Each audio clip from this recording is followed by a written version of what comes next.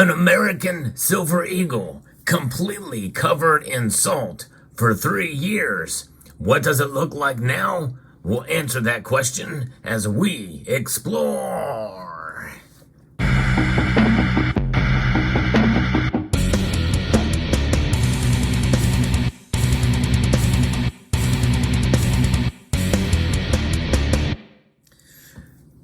Silver. It is a remarkable metal and very resilient. However, there was a challenge posed to me by a member of this community, Meteor Man, several years ago, who had witnessed and seen for himself silver dissolving, literally dissolving in salt, in seawater specifically, over the course of time. And so I thought I would do an experiment with an American silver eagle. Now, there's some aspects of this experiment that I'm doing that do not exactly match the conditions of the original challenge. How does silver react in salt water? Well, all of us know the story of the Garasopa, where silver was discovered there. But of course, obviously, for being down in the water since the 1940s, that silver has been melted down and refined and put into bars and rounds. And but nonetheless, the bars, likely probably were corroded to some level and to some extent. And for every year since this experiment started, I've done a video showing the results of what it would look like, although with not the exact same chemical makeup as seawater. We matched it fairly closely. We used, I think, sea salt, if I remember correctly, and put in a little bit of tap water there, which is not the same.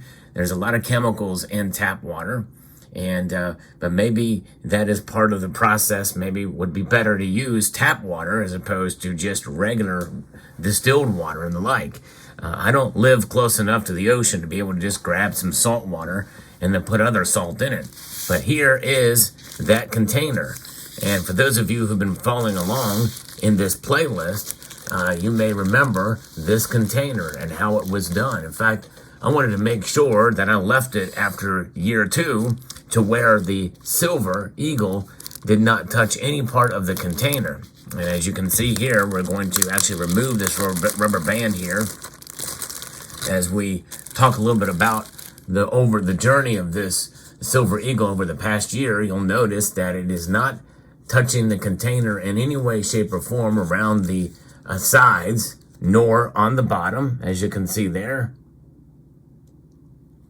And certainly not on the top.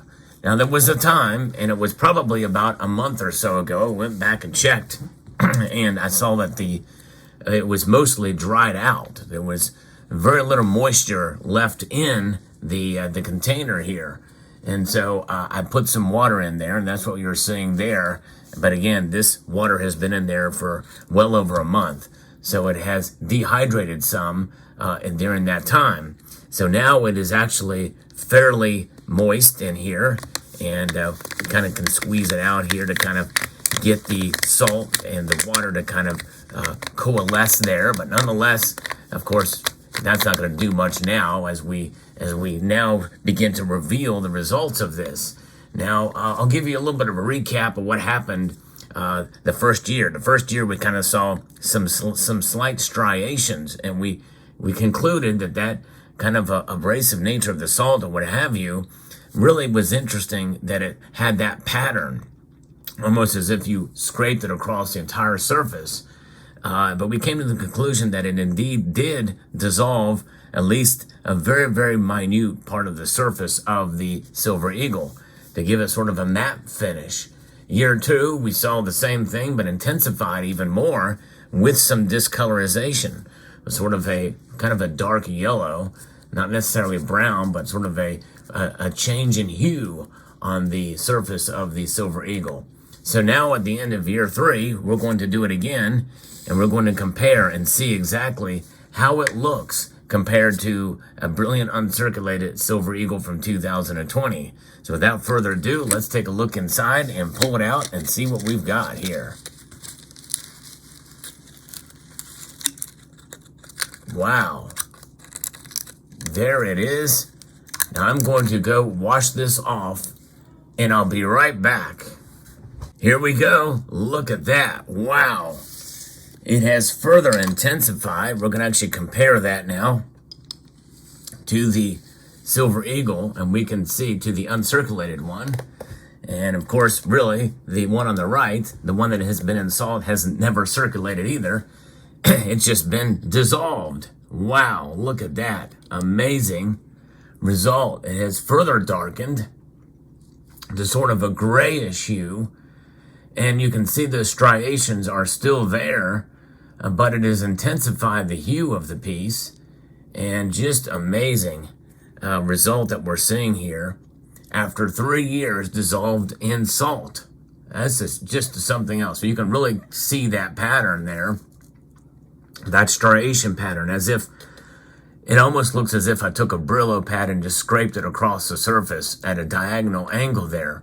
Of course, that did not happen, but it's amazing that it did produce this kind of result to almost look like it's been abrased with some lines a little bit more dark and deep than others in this manner. But of course, you know, it's I highly doubt it's going to be enough to really affect the weight, but we are going to test the weight.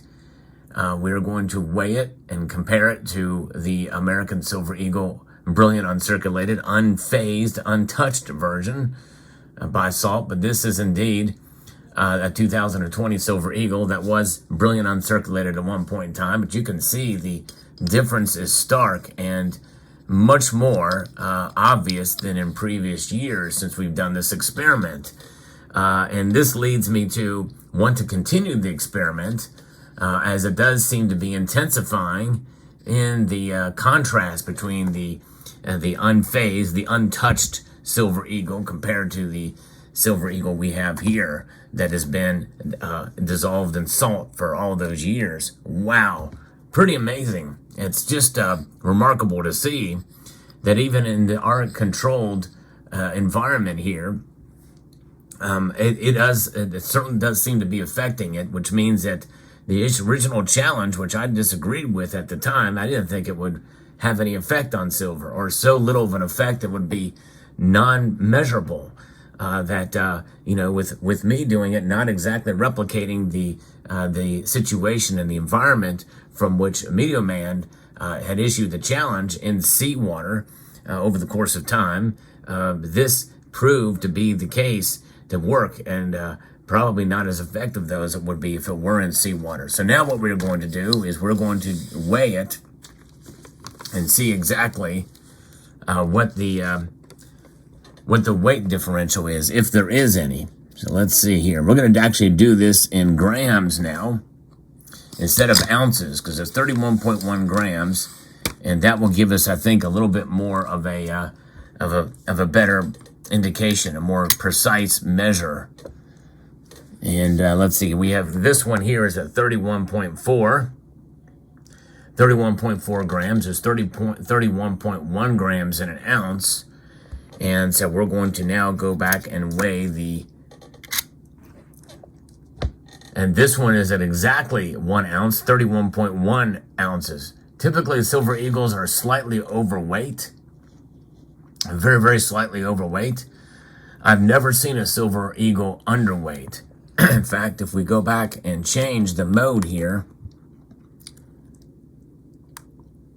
to troy ounces, we put this back on the scale.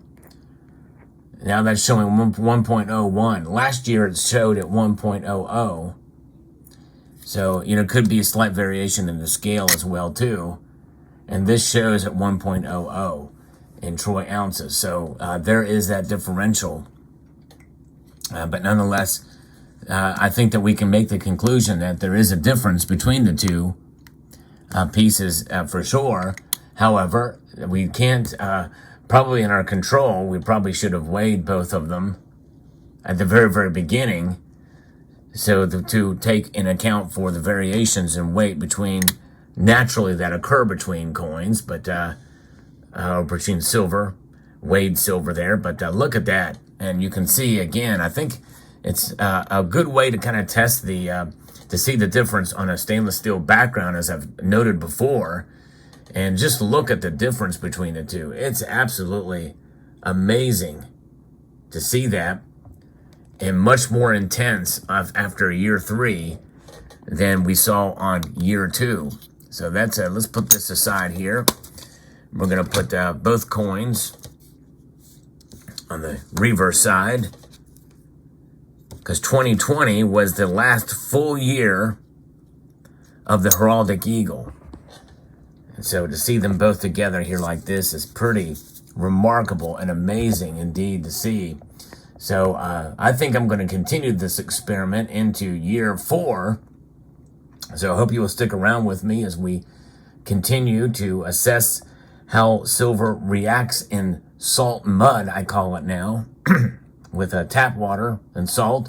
Not the perfect experiment compared to what the original claim was made, but I think that this by far and above proves the challenge that I was issued by Media Man, that indeed silver does dissolve in salt water. And we're seeing that example of it right here. That's pretty amazing indeed to see the difference between these two pieces. It just really is so apparent now after the 3rd year. And so we will continue this experiment to see. Now, if you are stacking silver eagles, I obviously would encourage you not to do this unless you're doing an experiment like I am. But let me know what your thoughts are in the comment section down below. Is this something you had thought about before? I think I'm the only one on YouTube that's done this experiment. And again, all credit goes to Media Man for the issuing the challenge. And I've just kept it up and just store it at room temperature inside of salt mud for years. And this is the result. Pretty fascinating indeed. Let me know what your thoughts are in the comment section down below. Hope you found this video informative, educational, and insightful. I'd like to extend a multitude of gratitude to you all for taking the time to watch, and to encourage you to please rate, share, comment, and subscribe.